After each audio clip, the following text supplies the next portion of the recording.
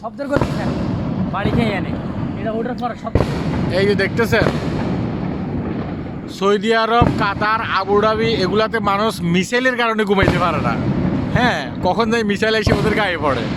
আর আমরা এই যে দৃশ্যগুলো দেখতেছেন এখানে, রমজান আসলে, দীপাবলি আসলে, কিংবা দেখা গেছে কি বিভিন্ন অনুষ্ঠানে এইটার আঘাতে কিন্তু আমরা ঘুমাইতে পারি না। দেখছেন চলতেছে, হ্যাঁ, এটার আঘাতে আমরা ঘুমাইতে পারি না।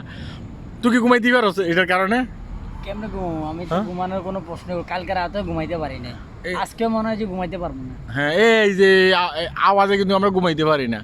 মানে এখন রাত্রে বাজে 3টা, বাইরে কথা বুঝতে পারছেন? কারণ ঘুমাইতে পারতেছি না, কি করবো? এদিকে 3টা বাজে, ওই যে এখানে একটা ফ্যামিলি ওই যে জ্বালাইতেছে, হ্যাঁ, তারা কিন্তু এখানে জ্বালাইতেছে, কিছুক্ষণ করে তারাও কিন্তু ফুটাইব। তো তারাও যদি এভাবে ফুটায়, ঠিক আছে নি, পাশে হচ্ছে আমাদের রুম, হ্যাঁ, আমরা কি ঘুমাইতে পারবো? এটা ঘুমাইতে পারার মতো কোনো সিস্টেম আছে বলেন?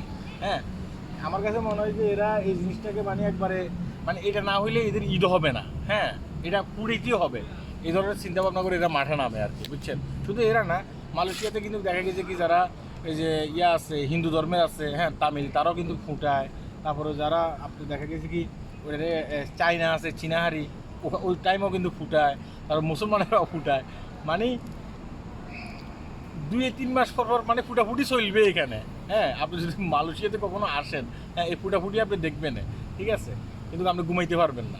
হ্যাঁ, ঘুমানোর ডিস্টার্ব। এখন এগো দেশ, আমরা তো আর কিছু করতে পারি না, ঠিক আছে?